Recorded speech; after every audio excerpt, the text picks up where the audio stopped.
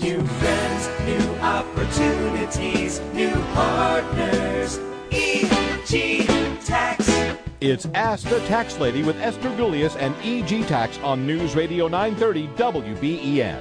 To reach Esther now, call 803-0930. Toll free at 1-800-616-9236. And cell calls are free at star 930. And now, live from the WBEN studios, it's Esther Gulius. Hey, everybody, this is the Tax Lady, and we're here to help you with your taxes, your money, your credit. Mostly, obviously, EG Tax is a tax firm, and that's what we do primarily. But this time of year, we try to mix it up and help you with your finances, too. And today, we have a special guest in studio. Tiffany and Chris are in Virginia with their daughter playing soccer. And so that gave us an opportunity to bring in our Director of Accounting Services from EG Tax, Maria Rickard, and we're going to talk a little bit. Our subject of the day is going to be small businesses and what to look out for if you're a small business, all the forms you need to do, how we can help you if you're a small business owner. But, of course, nothing's off limits, so you can give us a call with any tax or financial question, 803-0930, 803-0930, star 930 on a cell phone.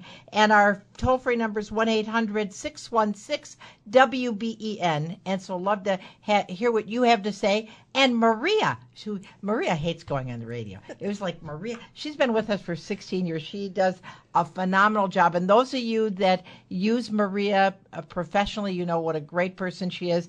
And Maria, thank you for coming in. Thank you for having me. You lie. I know. Do you want to be here, Maria? I'm here. Not really. Okay. All right. So so you take care of not only helping us run the operation, but you also head up our accounting and business solutions. Correct. So, so what kind of typically problems do you see when people first come in, new clients?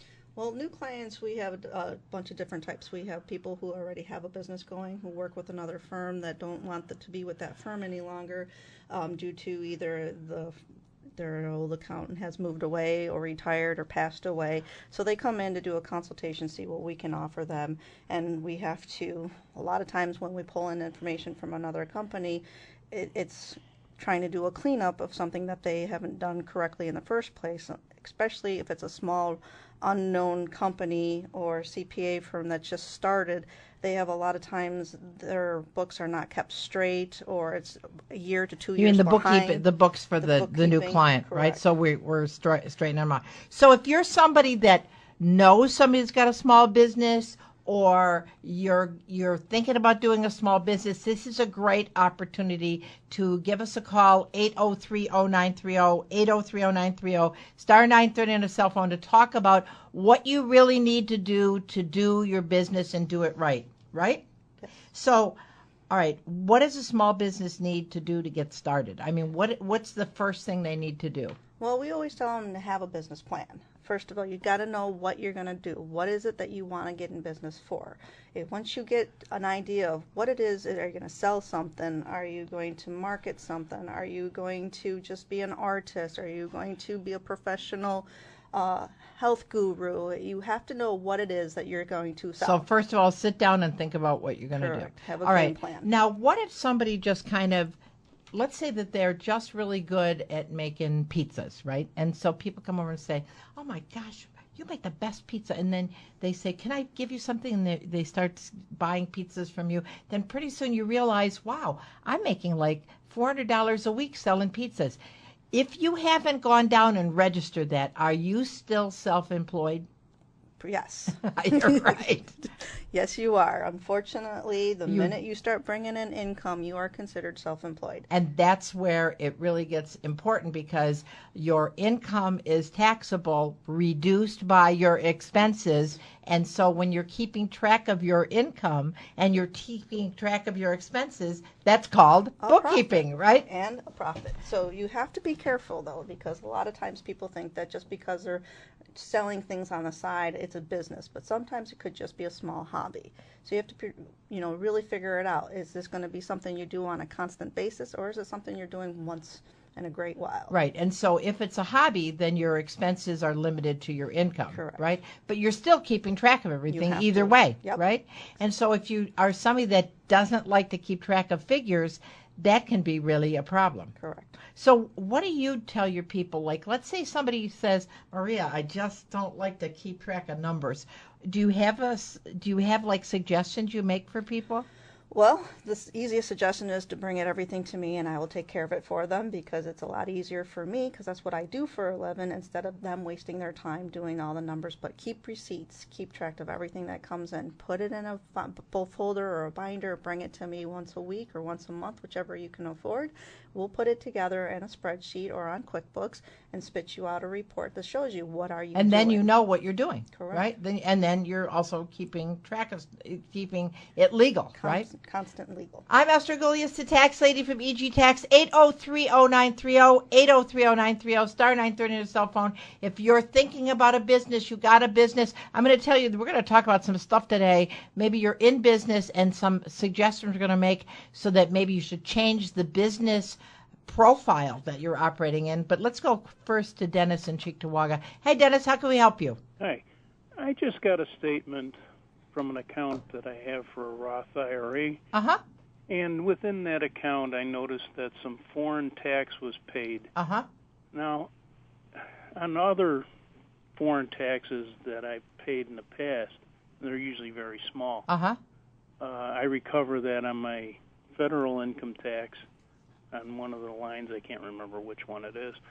But on this one, is there some special form? Because no, you can't, because it's inside of that IRA. Yes. None of the expenses that you incur to make that money are going to be deductible, unless you were to liquidate the whole thing. Then if you liquidated and had a loss, you could take the loss, but the expenses inside the Roth, since the Roth isn't taxable and you haven't taken a distribution, there's no expenses that you're going to take on your personal return. Even though they've taken that? That's correct. Well, if you think about it, Dennis, I mean, it's not a taxable event. So let's say that you made $1,000 during the year and your foreign tax credit was $100. So your net gain is $900, but it's all tax-free because it's within a Roth. So you aren't able to take an expense that you didn't pay taxes on. And so this is tax-free. You understand what I'm saying? Well, I hear what you're saying. Well, see, in order for anything to ever be deductible, it's because you paid income taxes on it. Well, I did pay these. No, you didn't. Initially, you're talking about your gain. On your gain, you paid foreign tax credit, foreign taxes. But your gain is not going to be taxable because it's in a Roth. You follow what I'm saying? Now, let's just say that you'd put $10,000 in a Roth, okay? And let's say next year it's worth $8,000 because you maybe made some bad investment decisions. So it's lost $2,000. And you say, gee, Esther, I'd like to, I put, those are all after-tax dollars. I should be able to take that loss. That would be correct if you liquidated the Roth, you'd be able to take the loss, okay? But inside of the Roth right now, on the appreciation, you're not going to pay any taxes on that, and so any expenses to generate that appreciation is not deductible. Okay. Okay? Okay, Thanks, Dennis. Bye-bye. I'm Esther Gullius, the tax lady, with Maria Rickard, who is our district manager and a director of accounting. If you have a small business, if you're an employee of a small business and you're wondering if your employer is treating you correctly, now's the time to get some free advice. 8030930, 8030930, star 930 on a cell phone, and we're going to be back with Maria after a short break.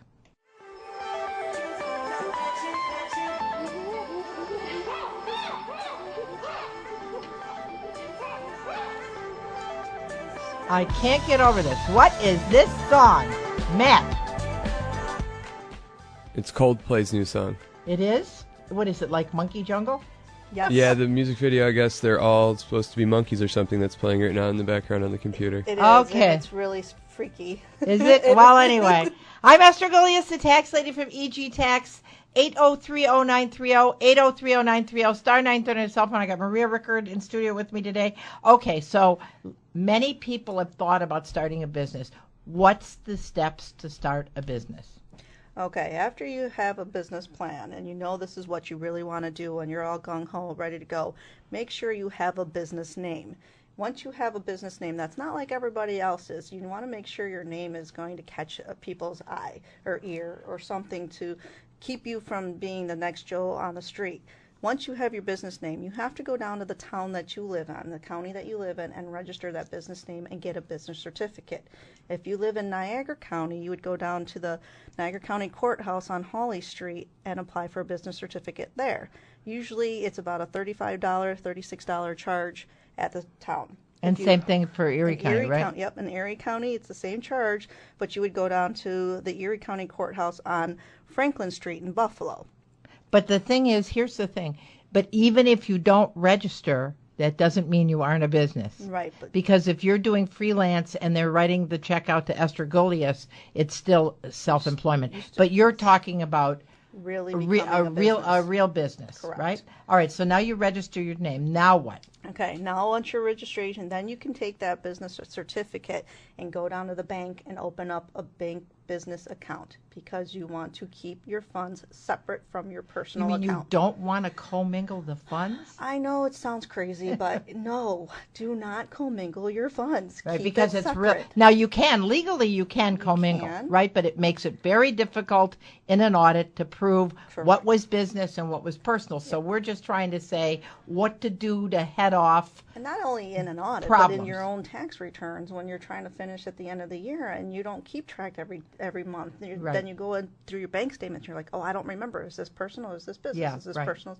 If you have your own separate business account with a different bank card, then you can keep all your expenses Because separate. there's all the income, there's all the expenses. Correct. Now, the bank, will they just open up the bank account in your social, or do you have to get an EIN? They will open up a DBA Uh-huh. in your social. In your social. But a if you, corporation or a partnership, you need... because that's a separate entity. Correct. And so you would get an employer ID number. You would need a federal employee ID number. Okay. Federal employment All right, so ID now number. we open up our bank, we got our certificate, we opened our bank account, and what's the next thing? Well, the next thing is if you have to have a sales tax certificate. A sales tax. You I mean know. New York State wants sales taxes? Sometimes it's amazing that they want money. And but I want to hey, tell you, that's a really big thing, it's isn't it? huge. Very Because huge. sometimes people will be selling things and they aren't collecting New York State sales tax, and you can really end up with a big problem because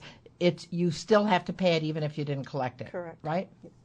No, if you don't collect, you don't pay, but you have to collect it. No, but because if you didn't collect it, then there's nothing there to... no, they will still make you pay it. I mean, New York State, if you didn't collect it, so let's say I sold $10,000 in widgets, right? And I just never did collect, the state would still assess me. Yes, they Right? would assess you, but the only way they wouldn't be able to is if you sold it to a non-for-profit or an educational Right, situation. but I mean, I'm to just be saying on the if safe I'm side, you better right, get a certificate. Right, you get a sales tax certificate from New York State with your sales tax Right. number. Now, let's just say I got that number and I haven't had any sales. Is that okay if I don't file the report? No, you have to file it no matter what. Each quarter you have to file your sales tax forms, or else you get a $50 penalty each time you don't file. And what if you don't file the return? Does New York State do anything to encourage you? Oh, yes, they do. They will send you letters. They will knock on your door. New York State's the only one that likes to do field audits as much as possible for sales tax. And let's face, and from what I've seen is they will, if you haven't done your sales tax report, even if you had zero sales, they will send you a bill as if you owe $1,000. Correct. They will do an estimate on what your sales should have been based on the type of business that you are. Right. They will send you a bill saying you owe X amount of dollars plus interest and penalties for not filing. And your that's to get taxes. your attention. Correct. Right? And if you don't do anything and you keep ignoring these, they can go after your personal assets too. Right. Because you're a DBA. Well, it's really, I'm sure there's a lot of people who are saying, "Oh, this sounds like a lot of fun being self-employed." Oh, yeah. But the whole thing is, everything should be done correctly. Correctly. And if you do it correctly, it's like anything. It's like jumping out of an airplane. I'm sure that there's 1,000 steps before you jump out with the parachute. And that's what we want to do. Before you would jump out into business, you want to make sure that you got things going. And if you started a small business this summer, is it too late to unscrew the spaghetti, so to speak? No, it's not unlike New York State. If you show that you're trying to be correcting your ways, they will work with you. They're not as tyrant as everybody thinks they are. But if you ignore them, that's when they start to get an attitude and start saying they don't want to help you. But as long as you reach out and say, hey, I'm sorry, I forgot about this, or I didn't know about this, they will work with you to get these going in the right direction. Okay. I'm Esther Galias, the tax lady from EG Tax. I'm with Maria Rickard. She is our district manager and our director of accounting services. And if you're somebody that has a small business or has thought about a small business, or you work for somebody and you wonder if they're doing things right, you say, gee, they really aren't paying me the way they're supposed to pay me. This is the time to call to get some free advice. 803-0930, 803-0930, star 930 on a cell phone. Okay, here's another really important thing. Insurances. Yes. When do you need workers' comp? Once you have employees. What if it's just me? I'm a one-man band. Do I don't. need workers' comp? No. I don't. No. So the state of New York sometimes sends letters out, though, and says, you didn't do your workers' comp and you owe us $35,000. What do you do? And then you show them that you're a certificate and that you are a single owner of the business Sole and there is no proprietorship. other people in the company and you have no employees, then they will waive that and say you're okay. And do you think there's people that are out there listening right now that maybe have gotten these kind of bills Oh, yeah. and they just are paying it because they didn't know what to do? Correct. Uh-huh. And that's part of what we want to help you with. And so if you're a small business owner, don't go it alone. We're here to help you. EG Tax is here to help you. Maria's here. And for those of you that use Maria, you know how wonderful she is. I mean, I think you're wonderful. Oh, thank you. I know your kids think you're wonderful too, but our clients think they're wonderful too. Let's go to the phones, and we got Gene. Hey, Gene, how you doing? How can we help you? Hey, thanks for taking my call. Good. I incorporated about 10 years ago in Carolina. Uh-huh. It's an S Corp. Uh-huh. And once I incorporated and the name is officially filed, I started getting credit card offers in the name for business credit cards in the name of the business. And I always heard that it's better to use a dedicated personal credit card for your business rather than a business credit card because the fraud protections are better with the consumer personal credit card. Is that true? All right. Well, first of all, and Maria, you can help me here. If you have a small business and you have a business card in the small business, usually they make you responsible for it anyway, Gene. So I know, like for EG Tax, my American Express is under my name and maybe under the company's and the corporation's name as well, but I am responsible for it. On a S corp, it's a small business corporate. It's actually not a small business. It's a corporation that's taxed as an individual. So as far as the protections go, I'm not aware of that. There would be any more. Well, when I mean protection, let me clarify. Protection against fraud or protection against if it's stolen or things of that nature. All the regular consumer type protections don't apply to business credit cards, but they do apply to a personal credit card. They've changed all that to the recently where they're going to help out the businesses just as much as a small individual person because that's... And again, on an S corporation, if you should become insolvent, or let's say somebody ran up $100,000 in debt. But again, from all my experience with my credit cards, American Express is American Express, and they go to bat for me. But again, it's in my name because it's a small business. Yeah, I'm talking about legitimate charges. I'm talking about if someone swipes your credit card number and uses it. I have to tell you, Gene, what I'd suggest you do is check with your credit card company because your business entity in and of itself would protect you from fraud too, because you really could do a bankruptcy because you're a separate entity when you're an S corporation. So I would suggest you call with them. I wouldn't know for sure, but I only know from my own. Right. And a lot of credit card companies these days for the businesses have a higher protection agency out there due to the fact that it's a business. Just because in the past they would say, an individual would have an easier way of pinpointing fraud, but now they can do that for a business also. So, I would call the credit check. card company and ask them, Jean. And what kind of offers they can. But again, in my own company, it's a very successful company up here because I know you're in North Carolina. You're in North Carolina, or you just incorporated in North Carolina? I'm in North Carolina. Okay, so here in Western New York, we have several credit cards that we use, take credit cards, and I'm signed in on everything. They won't give it to just my corporation. So it goes on my own TRW. So if you have a specific credit card you're concerned about, call them directly. Okay, hey, thanks a lot. You're welcome. Bye-bye. I'm Esther Golias, the tax lady from EG Tax, 8030930, 8030930, and we're going to Kathy in Buffalo. Hi, Kath. How can we help you? Hi, how are you? Good. Thanks for taking my call. I was just curious. I am widowed, and somebody told me that I am past this point. I just turned 60 last year. That you could collect your spouse's Social Security. At 60. Right. So what I'd suggest you do is call Social Security. You're not remarried? No. Yeah. And did he have 40 quarters in? I'm sorry? Did he work for at least 10 years, 40 quarters?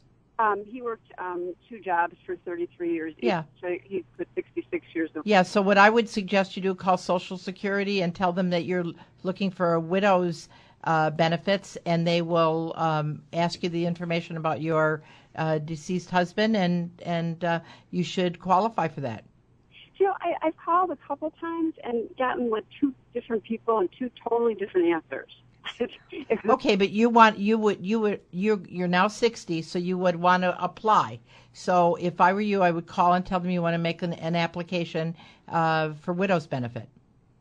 But again, Mike Hayflick, who was just on from the financial guys, he is a Social Security specialist with the financial guys, and if you're getting duplicitous information at Social Security, call Mike Hayflick because he'll help you. Okay, so it's the financial guys? Yeah, and their phone number? 633-1515. Yeah, 633-1515. 633-1515. Thank you so much. You're welcome, Kathy. Okay. Bye-bye. Okay, we're going to break. I'm Esther Golias, the tax lady, 8030930, 8030930, star 930 on a cell phone. We're talking about business. We're talking about taxes. We're going to take a short break for news, and we'll be with you and your questions on the other side. And I want to spend some time with you.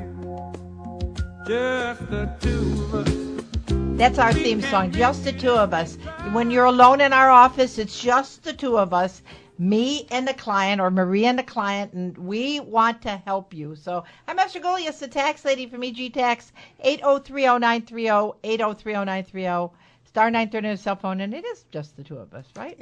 We'd really try to help people, that little intimate time together where you can really kind of steer them in the right direction. Speaking of steering, and we are talking about small businesses, putting people on the payroll. So here's this company, and the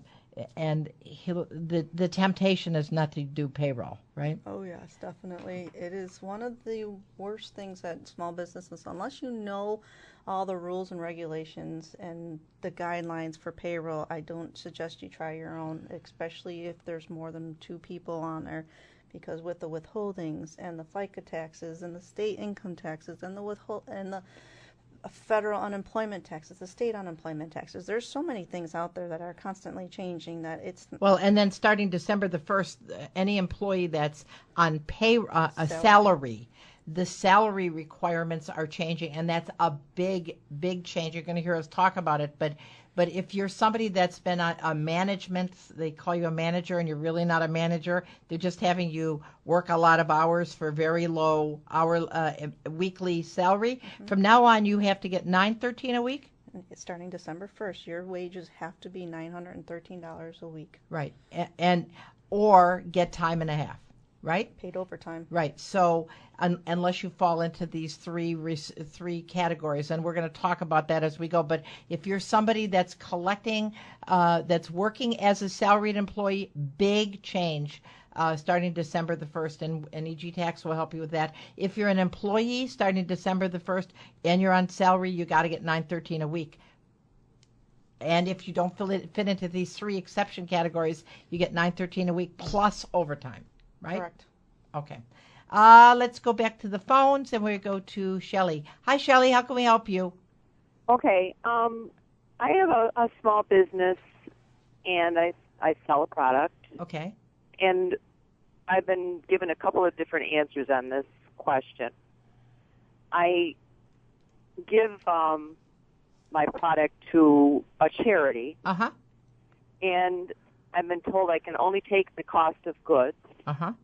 And I've been told also that it might be a good idea to take the deduction under advertising and promotion. Uh-huh. What? All right, so let's number one. If you have, all right, first of all, you're not just giving product to a small business, to a not-for-profit. You're actually running a business and you give some product to a not-for-profit, correct? Right. Okay. Somebody comes in and says, "Can you give up your product for our basket for All right. raffle?" All right. So when you're doing your schedules, are you a small business corporation or are you a sole proprietor? S corp. You're an S corp. All right. So under your gross sales, let's say you had gross sales of $10,000. All right. So under the income, you got $10,000. Under your cost of goods sold, all right, is all of the product that you started with at the beginning of the year, all the product you bought and what your ending in inventory is, and you come up with cost of goods sold. And let's say that that's $5,000, and in that $5,000 was maybe $200 that you gave to a charity, but it's still in the $5,000.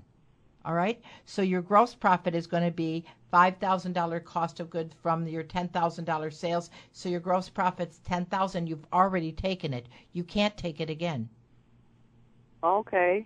Okay, you follow what I'm saying? Now, if you keep really good track of your inventory and your cost of goods that you sold was really $4,800 and you know that there's $200 worth of stuff that you gave to a charity, that is an itemized deduction, okay? And that's where it goes on the Schedule A.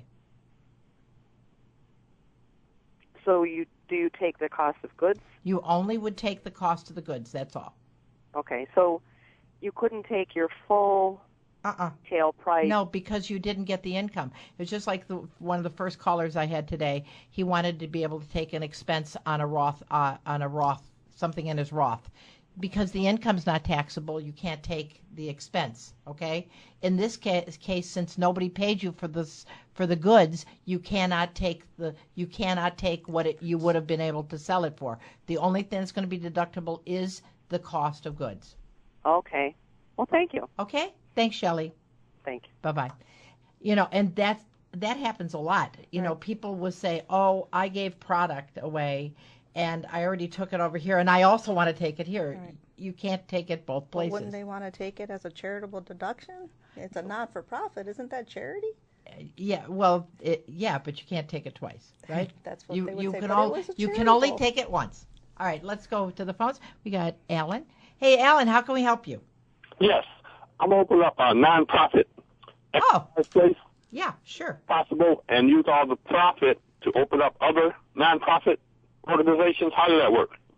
All right, so you can have a not-for-profit. All right, and so your entire goal is to be philanthropic. This is not going to be any kind of personal benefit to you, correct? No, all profit would go for open up other nonprofit organizations. All right. So do you want the contributions that people pay you to be tax deductible? I'm asking you, which would... No. I'm asking you. When you do your nonprofit, do you want are people contributing to your not-for-profit business, or are you actually doing sales, or what are you doing from your donations? All right. So do the people want to take this as a tax deduction then? Yes, they would. All right. So you have to do. There's nonprofit organizations that are not tax deductible. Then there are nonprofit organizations that are tax deductible. For instance, if you were a nonprofit who was politically involved, then you couldn't have those contributions be tax deductible, because one of the requirements for operating a tax deductible not-for-profit means you cannot be a political organization. Well, it won't be political. All right, but or if it's like a food pantry or something like that. So you want to apply for a 501c3. So you're gonna first go to New York State. Maria, you can help me out. You would apply for a not-for-profit status. They then would say, poof, you're not-for-profit. All the income and expenses, if they're not for your benefit, are going to be. You're not going to pay taxes on it. However, if you want it to be tax deductible, you have to do one further step, and you have to apply to the Internal Revenue Service to have the contributions that people are giving you to be tax deductible for them, and that is usually a 501c3. And then you also have to go through the state too. Right. Now, can I use the profit to open up other nonprofits? Alan, if it's a not-for-profit organization, the goal of the nonprofit is usually to fund nonprofit operations items. So, like if you're running a food kitchen, you're going to be feeding people for free. If you're running a place to help people to go get jobs, and you're training them, and if there were any money left over, you might be giving other donations. So that's fine. As long as you're not getting any kind of personal benefit from the nonprofit. Now, that doesn't mean you can't draw a salary, because as an administrator, you can draw a salary as long as it's ordinary and necessary and not extraordinary. Okay, so the money is left over, I can give to other people. That's exactly right, because that's the point. You're not trying to make money. This is all philanthropic or for charity. This is a business that really is in existence to help other people. People, right? So they can create some. But I will tell you, you got to make sure you get all your ducks in a row, because for you to say to somebody, "Oh, by the way, if you give something to me, $1,000, you can write it off," they can't write it off without you getting the 501c3 approval. Got you. Okay. Okay. Now, where do I go to get that? Well, we'll help you with that. There's a new 501c3 short form that you can do, and usually people are approved within 2 to 3 months. Located. What's your telephone number? 632-7886. And you're located? Our corporate headquarters is on Niagara Falls Boulevard in Amherst. Oh, okay. Okay. Thank you. Thanks, Alan. You've been very helpful. All right, you're very welcome. And that's what a lot of people don't realize, is they got a not-for-profit, which they're not going to pay income taxes on, provided that's philanthropic. But not all not-for-profits are tax deductible. Correct. Right? Correct. So, like for instance, I think there's the ACLJ is like the ACLU, but the ACLJ is a Christian organization against many kinds of liberal organizations, and they're very political, so they're not for profit but not tax deductible. Because they threw the political in That's there. exactly right. So anytime, and you as a taxpayer, when you're giving money and they say this is for a not-for-profit, doesn't mean it's tax deductible though. Right? You have to make sure that they have the not-for-profit tax deductible status with the IRS. And there's a website to go on. Yes, and they can actually give you all the ones that are charitable contributions that are allowed to be. Right. And so many times you go on that website and you look and you go, "Oh, well, this isn't on this list. What happened?" And so without them proving that they have a tax deductible not-for-profit, you can't take it off on your tax return. Right? Correct. It makes it sound very complicated, which it is. I'm Esther Gilius, a tax lady. 803-0930, 803-0930, star 930 on a cell phone. I have Maria Rickard in studio with me today, our district manager, and she's a director of our accounting services. If you have a small business, thinking about a small business, you're working for a small business and you're not thinking they're doing things right, free advice today, 803-0930, 803-0930, star 930 on a cell phone. And we're going to take a short break, and we'll be with you on the other side.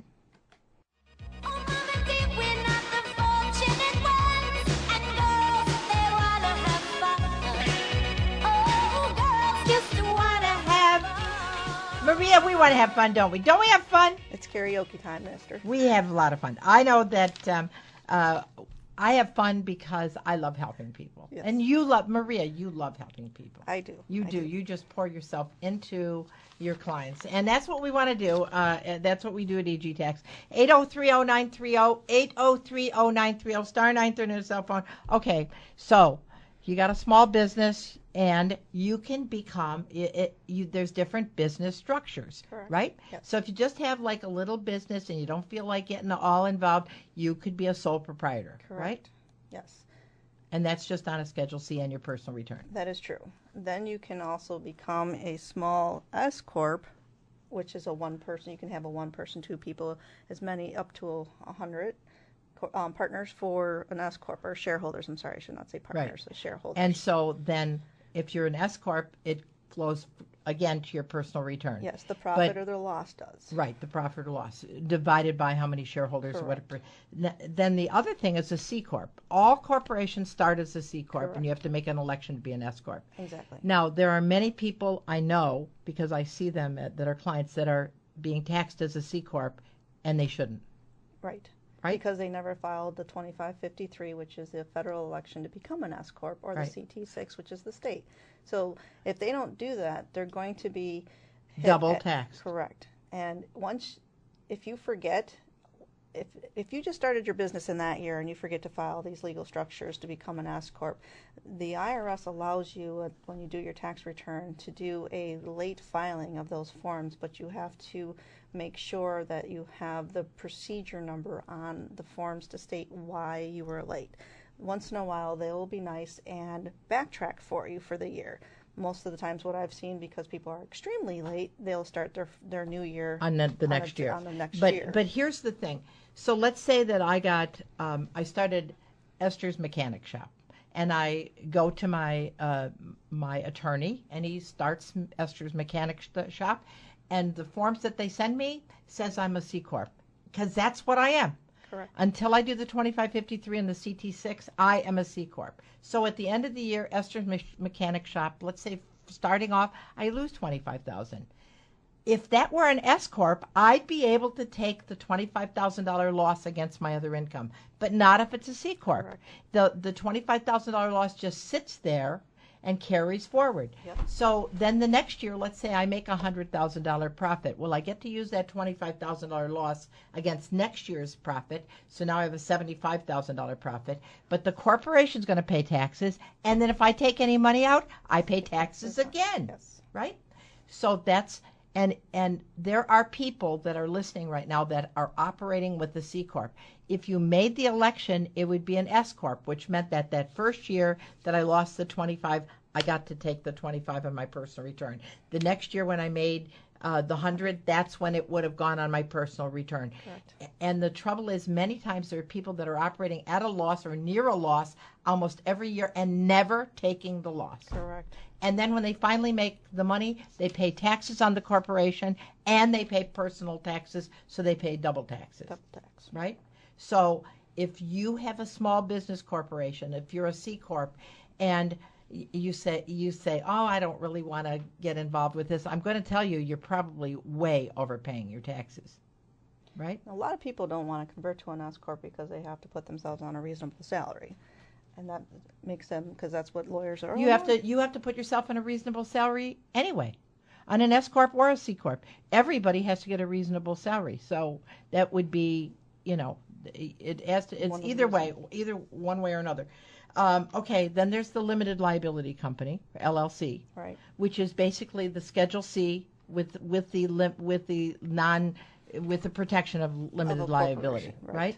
Unless you have a partner, it's set up as a partnership, then it has to do a partnership return, which also goes to your Schedule C, and that would tax like a Schedule C, right? And so remember, and I will tell you, anybody that's out there, that if you have a business, the least you want to do is an LLC or an LLP, because you want to make sure that you do have your assets protected, because we live in a very litigious thing, right? And do we help people to do that? Yes, we do. We actually will help you get your EIN numbers. We will help you convert from a C corp over to the S corp, and get you some partnership numbers. With the LLC, though, they need actually a lawyer to apply them for the LLC, and then they have to do some advertising into 3 local business papers for them to become a legal entity for an LLC. Okay. All right. Now, what if our little business is starting to use casual labor? Do you have to, like let's say my sink breaks and I hire Joe the plumber? That's that kind of person I don't have to put on a payroll. No, you don't. But if you pay them more than $600, you have to make sure you give them a 1099 at the end of the year. Even though Joe is got his own business. Correct. Right? Unless Joe is a corporation. Right? Then you don't have to do it. But you want to make sure that you're doing the 1099s, and you want to make sure it's bona fide casual labor, somebody else that's holding themselves out. If you have somebody that you say, you know what, Maria, I'm going to pay you $300 a week for you doing this work, and I write you a check, that person has to be on payroll. Correct. If they're doing the same type of job that you do, and it's in the same structure, that is your employee. That is not casual or independent contractor work. And you can get in big trouble for that. And if they are not on your payroll, the labor department will come back and make you turn around and pay them the wages and the self-employment Plus they'll tax penalize you. and the penalties. And so that's why it's really best if you're listening and you're paying people a flat rate and you're paying it. Well, first of all, this change that's going to take place December the 1st is a great big change. And you don't want that problem because you got the Federal Department of Labor, you got New York State Department of Labor. And the important thing is to get straightened out before they come to you. Right. You don't want them to just be at the front door one day when you're coming in on a Monday and say, "Hi, I'm the labor board. I'd like to double check your checkbook," because they'll look at your checkbook. Oh, they will go through your checkbook. They'll go through your bank statements. They'll go through invoices. They'll go through everything that has to do with your business just to verify that these people are either an independent But contractor. I know somebody's saying, "Oh, but I got this knocked because I'm paying them cash." You know, and here's the thing.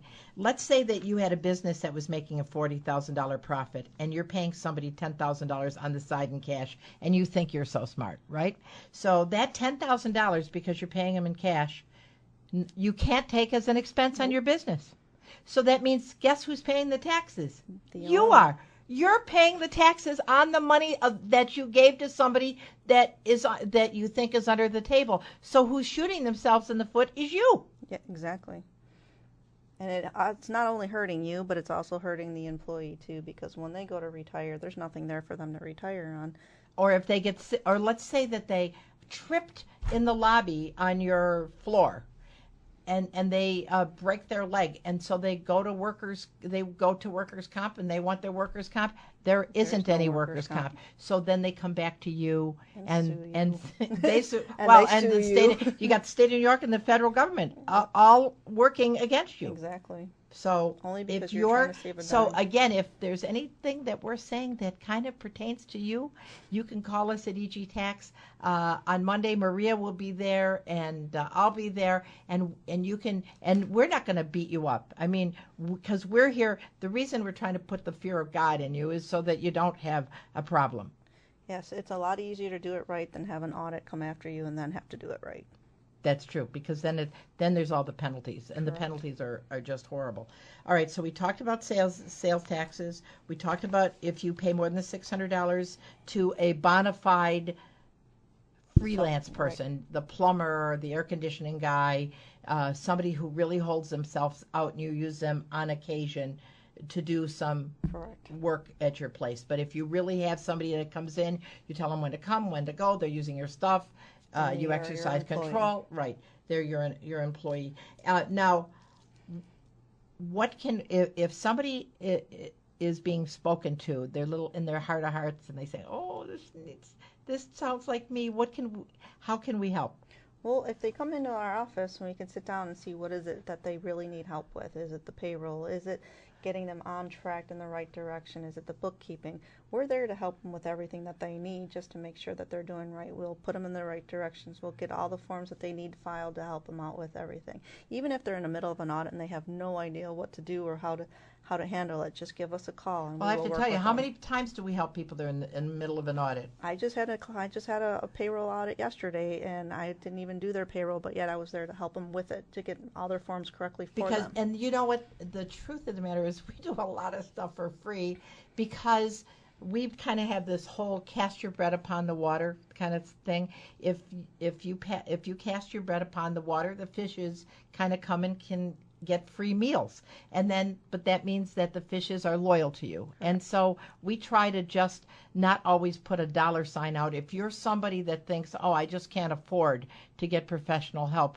really and truly, you can't afford not to, because to not do it is not very, very good. All right, so if people want to incorporate, we can help you incorporate. We can help you with the LLCs. We can help you because and if you want to do it yourself, you can go to bizfilings.com. Correct. Right? So bizfilings.com. And if you're doing a C Corp, then you can come in and we'll do the 2553 and CT6 for you so that you can get... Because the BizFiling will not do that.